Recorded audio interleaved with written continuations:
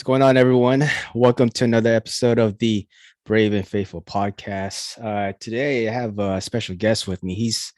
I've known this dude for quite a while. Um, Served together, deployed together in Iraq a couple times. I have none other than Louie Maneja. What's going on, Louie? Oh man. Hey, so I just mentioned, we first duty station with 17, spent some time together with Charlie Company. Did a couple deployments to Iraq. First two deployments. Um, can you just talk a little bit about with our audience about your service with the Marine Corps, deployments, and things like that? How was that experience for you? Yeah, so was it like '04 when I got to 17 right out Yeah, of med. Um met you over there. I kind of remember just getting out of field med, doing like one field op, and then we're off to Iraq like after like 2 weeks, 3 weeks being yeah. there, something like that. I know I checked in, like we had a couple months. I checked in with three other dudes and we had a couple months before we deployed. But you guys were like the last batch of people to check in before we made that first deployment. And it was like about 3 weeks, about 3 weeks or so. Yeah, I had Yeah. like one field op. I remember the field op, it was like a mass heat casualty, and I wasn't even there like a couple days yet, and it was like a mass heat casualty. And all I remember was like dudes lining up, like I had to do like silver bullets, like over and over and over. Yeah, That's that what was go to the company, bro. yeah, that was when I think the battalion went for a hike to go. They hiked over to where It's like some Black Flag Day, dude. yeah. I remember that day.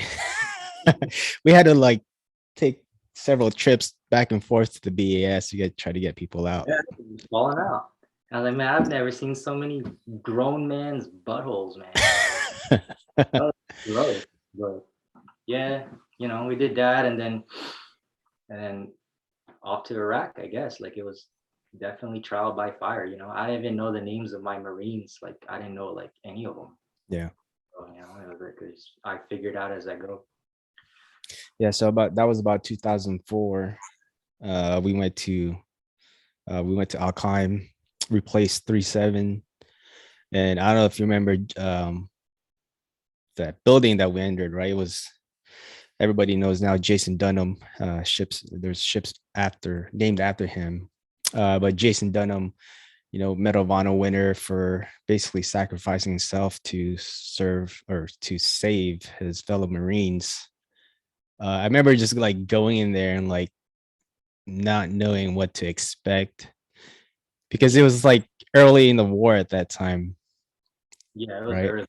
Yeah, yeah, I do remember. I do remember a Black Hawk. Like as soon as we touched down, a Black Hawk was kind of like lifting. You're coming in or whatever to the helo pad, and somebody was saying it's because it was a casualty. You know, Yeah. and that was like, and ever since then, ever since that day, you kind of associate the Black Hawk taking off and coming down as, hey, someone got hit. Yeah. Someone got hit. Yeah. Pretty grim. It was like the first, like not even like hour there. I remember that. Yeah. Yeah. And then like when we first got there, like 3-7, it had kind of like remember when we were like going out, like way different to like the vehicles that they're using today. Back then we had like the high backs, right? And even some high backs, they didn't really have much protection, like No, no overhead protection. no, it was And part of the deal. That was it. we'd just like freaking gun it on the highway, try to like hoping and praying we don't get hit because that would be a bad day.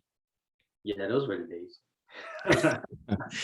So how was that experience for you, man? Like obviously the first deployment being with a company that you kind of didn't really know, right? You didn't really get to familiarize yourself and get to know some of the Marines before you deployed. how was that whole first deployment experience for you? It was definitely tough. Um, like I said, I was kind of lost, man. I didn't know who anybody was. It was kind of like, you know, you kind of just like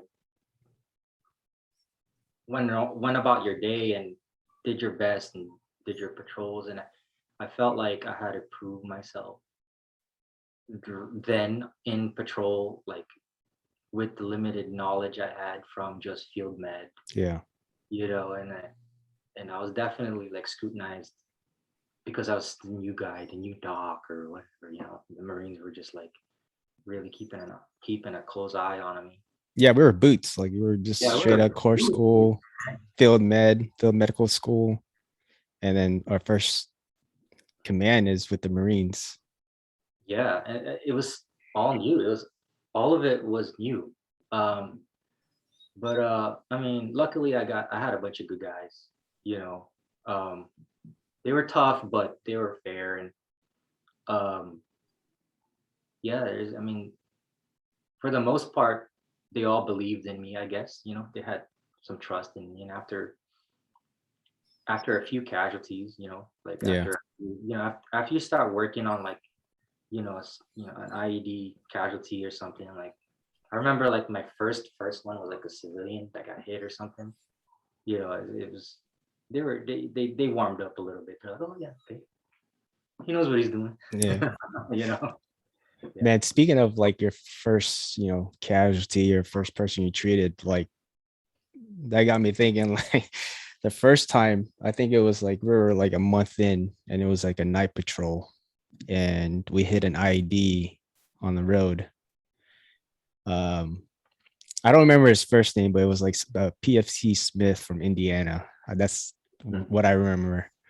And dude, I was gonna give him the morphine, and I almost it was dark, so I almost like gave it to myself instead of giving it to them.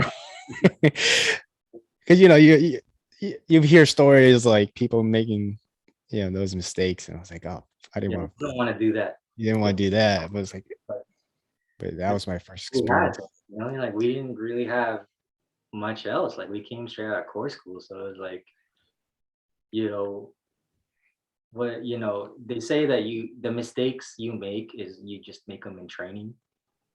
Um, but it was like I had one field up, Yeah, so yeah, I that's true. definitely I definitely did my best, and thankfully I didn't really make any grave mistakes. Like all the basic stuff they taught you in field med to like, hey, when you put an auto injector in, don't put do it a certain way and don't put your thumb on top, or Yeah. like all the basic stuff, like um, just stopping bleeding and fucking all that other stuff. It I guess it sufficed enough, you know. I mean, it got me through that first one. Yeah, yeah. And all the the common contraindications of like, like if there's a head wound, like you don't give them morphine and stuff like that, or you don't um yeah. I feel like nowadays, like the young corpsmen nowadays, definitely are getting more better training than we ever did Yeah. when we were coming up. Especially like now being with where I'm at with the division and kind of just seeing from, like from the 10,000 foot view of like what we're trying to how we're trying to train the young corpsmen and what we're trying to do. There's like so many opportunities that they can take and gain more knowledge and be more skilled um, in their craft as a corpsman. Yeah, they definitely are. um I think they're a lot better equipped to some of the stuff they have nowadays, man. It just boggles my mind, man. Yeah, I think they're a lot smarter like Yeah, they're a lot. nowadays. Like Yeah, you definitely have like young 18, 19 year olds coming in, but you also have like guys and gals in their late in their 20s, mid 20s, and things like that, and they've experienced life enough. So yeah, they're more mature, maybe. yeah, yeah. Yeah, it's cool. they're they're all right. They're all right these days, and they're definitely better equipped. With better equipment and better uniforms and weapons. It's crazy, man. I was just actually googling. They were replacing the Humvee with this Oh, crazy. the JLTV. Yeah, the Yeah, JLT. I was it's talking to one of the guys about it because I still work at, I work for the DoD or whatever, and there's still like some of the newer guys that have gotten out and work for GS positions and stuff. He was telling me about how they have AC in there and it rides so smooth like a Cadillac. I'm like, man. it's not so good for Kazakhstan transporting patients though. I know they're trying to get rid of the 997, but putting casualties in the JLTV, that's a tall ass. Um, we just had a couple corpsmen actually a month ago kind of do like a validation and verification with the whole Kazakhstan, putting Kazakhs and JLTVs, and I mean, it's not that I don't think it's that safe. First off, but yeah, it's gonna be tough. So do they have one that's like an ambulance, or is it like you're just kind of like gun decking it, like kind of like Yeah, you're just kind of like m- maneuvering things and shifting things around to like a place the casualties in there, but yeah, it's definitely different, especially, and like you talked about, like the equipment that they have nowadays, and it's like blows your mind sometimes, kind of like when we first got in and compared to what they have now, it's just like, whoa. You guys have way cooler gear than I did. pretty cool stuff. Yeah. Yeah, but talking about our time with Suicide Charlie, we made, like I said, 2 deployments together. I went off to Balboa. You went to on the West Coast, and you went on the East Coast to Bethesda, right? Well, what was Yeah. in Bethesda? How was that hospital life for you? It was okay. I mean, it wasn't as exciting, but uh, they made me kind of they put me in records and PHAs, and they kind of put me in charge of that, like as a ALPO, and I had a good group of guys and girls under me, you know, and it was tedious stuff, Yeah.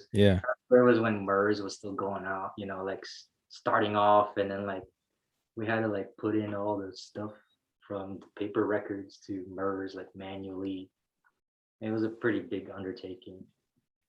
But other than that, it was okay. The guys I was with was pretty cool. And ever since then, you got out your first enlistment.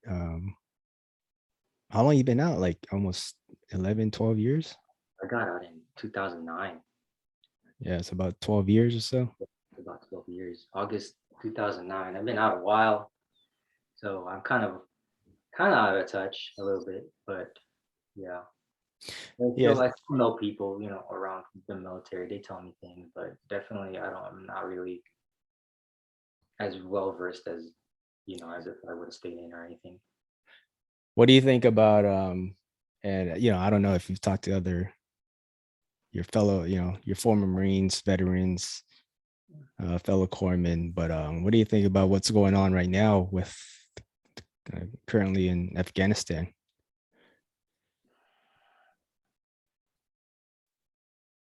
Well, I don't know. I mean, it's like we couldn't stay there forever, right? But definitely, I feel like there was mistakes made. Like we kind of overestimated the capabilities of the ANA, right? Or I don't even know how that really went down. Like did they just were they told to stand down or something like that, and then they didn't know, or were they ready to fight and then they stood down because they were told to stand down, or were they just like they know? Well, it seemed like it was kind of different from how we left Iraq, right? It's like the Yeah, transition was very different. At least yeah, that's from what what we're reading and what we're seeing. Yeah, Um, I don't know really anybody that's there, but definitely it's a sad situation, to go over there and you know, I mean, I haven't deployed to Afghanistan, but it's kind of like a similar kind of heartbreaking thing going on when you saw kind of Iraq fall to ISIS, and it almost seems like like your time there wasn't really worth it, or it was a waste of time, because it's like you fought so hard for this piece of land, you bled there, blood, sweat, and tears went into those patrols day in and day out, and to just see it get overran and taken over by the enemy, it's it's sad, man. It's sad, but yeah, a lot of just like going on social media and just talking to other people, right? Like who've served there and gone to war and things like that. Uh, there's a lot of like mixed emotions, but for the most part, it's kind of like you kind of feel like helpless. you do, and it's and I thought about it, and I've kind of like had what, like 13 years to think about it all, and it's like there's really not much you could do. Like even looking back, you were given orders, and there's only so much change you as an individual could make, or even as Yeah. a or even as a company. You did your best. You you treated your casualties. You fought with your boys, and then you went home and brought home as many as you can, or whatever. And really, that's the only thing you could do. All that other stuff, all that leaving out of there, or now what they're doing is they're sending troops in to help evacuate. All that stuff is like kind of above the normal freaking infantry guys pay grade. It's like you don't call those shots. So I don't know, like, was there a better way to do it? I mean, probably. Maybe. Yeah. I was actually Jocko Willink like posted something. Oh yeah, I saw that. I saw that. I think that I kind of agree. Like if he said if he was president, he would admit, it basically admit that he made a mistake. He overestimated the enemy, and he under or overestimated the capabilities of the ANA, and underestimated the enemy. And then now he will go in, evacuate everybody, and anybody who gets in the way will get killed. He'll fucking kill them. That's what. I'm just paraphrasing, but Right. that sounds like a good plan.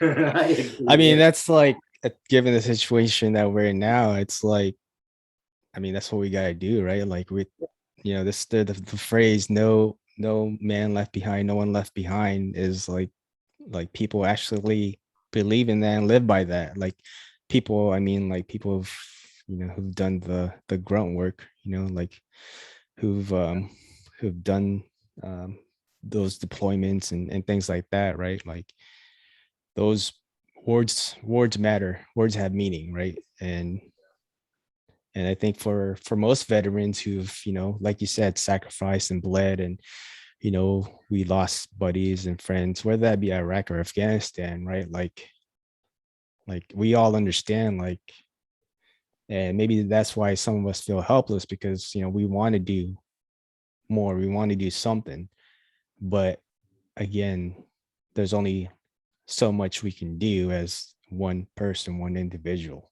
right? Definitely.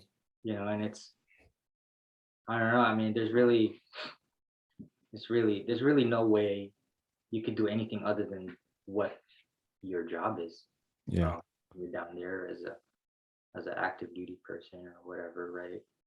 I'm sure like a lot of people there right now who are deployed there now, I bet a lot of them, if they could, I wish, they probably wish they could snap their fingers, and then everyone who was like friendly to us, and all the Americans that are over there, and everyone that helped us, they could just like come over here, like just like Thanos, like like that, right? It's like but that's not reality. Like you can't do that.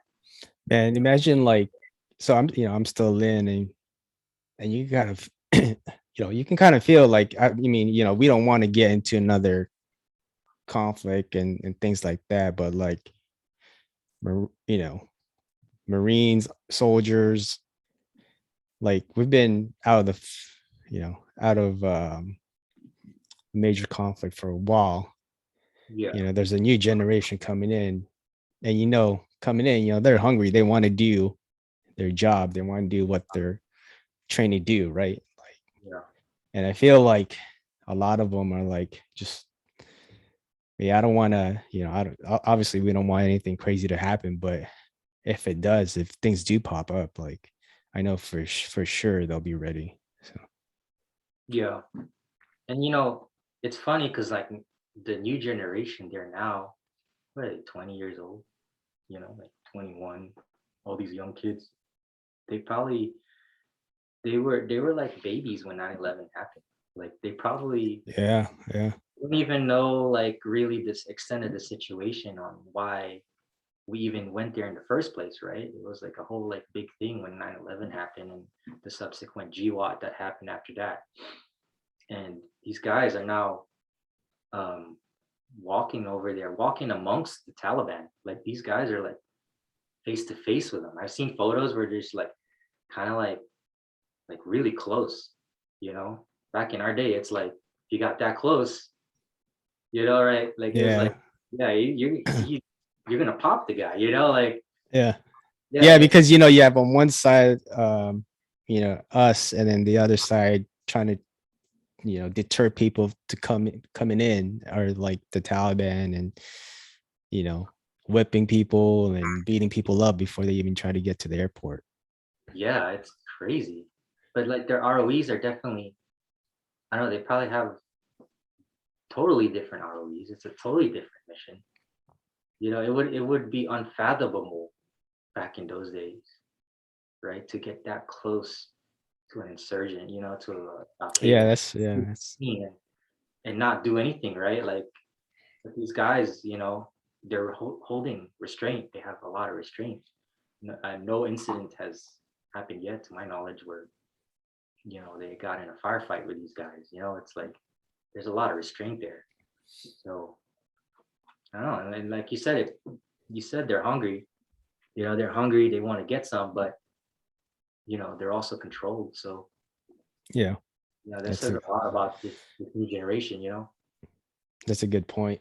Yeah, And with the deadline being set, and it seems like we're no one's gonna budge at the deadline. I think the 31st, by the end of the month of August. yeah. This And is playing. still thousands of people still there, right? Supposedly. So Yeah, it's just scary, dude. Like, I don't know, man. I mean, if I was deployed now, like 20 years old, I don't know. I don't know. I don't know how it'd be now. It's crazy. yeah, I think for the most part, like the older generation. Well, I mean, I know most of the veterans that I talk to, it's just like, like we said earlier, it's just some of them. There's all kinds of thoughts and feelings going around. Like, did we, you know, did what we did there? Did it all? Was it all for naught, or did it matter? And with what's going on now, and things like that. Like, what would be your message to some of those veterans that are probably listening right now? Yeah. Um. I just like to say that, like, if you're an Afghan vet, it's like what you did there wasn't for nothing. It wasn't for nothing. You fought honorably. You kept terrorism at bay for 20 years, right? Like more or less, right?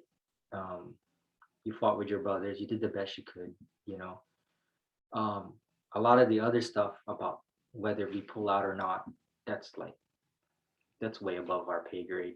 You just did what you do to bring all your brothers home.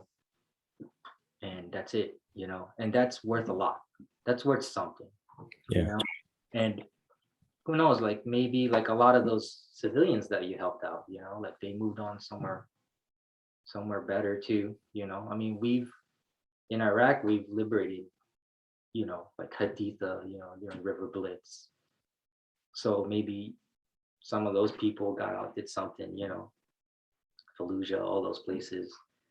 And then, maybe it's the same thing with Afghanistan, you know. Got them out of those situations. Yeah, it's one of those situations, And then there's I feel like I've read some stories about, some of them coming over here, and that wouldn't have been possible without American troops over there, Yeah. the whole time, and some of them getting over here, getting an education, becoming citizens, you know. Yeah, for sure. So it's for what it's worth. I don't think it's a waste of time. I really don't, and I'd do it all over again. Yeah. I would, I would do it all over again. If I could go back, if I was, they stuck me in a time machine, and I know now what I know now, I would still do the same things over, the same way. I deploy over and again. So I have no qualms about it. Yeah, because I mean, like you said, and like we mentioned before, like what you did matter, like what your service did matter, because not like it was for to that person on your left and your right, that person watching your six, right? Like, and also the people that you were immediately affecting, immediately helping out, like to them it did matter, to your brothers and sisters that were right beside you, it did matter. So Definitely, definitely. And yeah, I wouldn't listen to what the media says about it too much, about how like this was a lost war, this has been, we've lost this, or we've been losing this war or whatever. I mean, I don't know. If we were losing the war, then how come Taliban just now took over, That's my thing. yeah. So What so Louis, before we go, what are some of the resources or maybe things that that have helped you out, like especially during these situations, like if, like we talked about earlier, like veterans kind of just maybe wondering if what there's what they did there was all for naught, or if their service didn't matter. Like, what are some of the resources that you would like kind of recommend for them to uh look into, or maybe join, or anything like that? and definitely, I think definitely like it's kind of underrated. It's kind of underrated thing, like to have a hobby. Like Yeah. if something bothers you, like if you're looking at the news and you're looking at all this stuff, like it's okay to like turn it off and then like go off for a run or a hike or something, like there's also, your friends, your family, people who understand. If there's a way to like, have others kind of reach out to others, you know what I mean? Like, Yeah.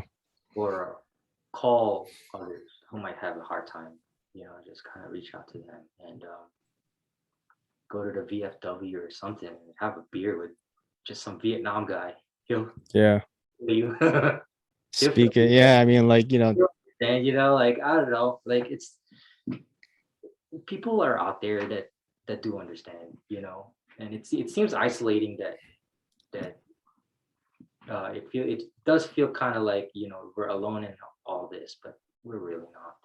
I mean, with social media and all that, it's easier nowadays to like, get in touch with people who are like totally like you know who totally went through the same thing as you. So yeah, I think that's key. That's important. It's just like basically just reaching out, and like you mentioned, like social media nowadays, call, text, Facebook message, Instagram DM, like there's so many ways that you can, and there's so many organizations out there for veterans, for the military community that can help you through these situations. No matter what you're dealing with, there's a service out there that can help you out and kind of guide you through, whatever you're feeling, or what your thoughts that are going through your head. um, there's someone or some organization that can help you out, and I think that's the most important thing. Yeah, definitely. um, well, man, like, so before we go, like, any other message you want to put out there? So I know you guys are still in the right now, you're living the life as a dependent. Yeah, I'm a dependopotamus now. Dependent, yeah, there you go. Duty, we were corpsmen together, but I decided to get out, and she stayed in, uh, mainly because like we had our first kid. Right, right. Oh, it was like kind of like wow, like what the hell? We were supposed to get out together. Yeah, your first kid kind of changes everything, and I was already out, so I was like, okay, I'm not supposed to stay in. We'll figure this out. So And you guys are moving next year back to the East Coast? yeah, right now we're in Washington State, but we're moving back to the East Coast. Cool, cool, man. Well, if I'm still in this area, hopefully, we'll get to see each other. It's been a while. I don't Couple think years, yeah. last time we saw each other was what, like Jacksonville, Florida. Yeah, like your baby was still like small, man. Yeah. Now we got two now. Yeah, you got two now, man. Dang, time flies, dude. Freaking dads now, domesticated. Yeah, the dad life. Domesticated. No more freaking, binge drinking on a Wednesday. That was HN Dinicio and HN Maneja. Tattoos in old town. Yeah. Well, I appreciate you for taking the time in, and like I said, keep in touch, and hopefully I'll talk to you soon, bro. All right, man. See you. All right, take care.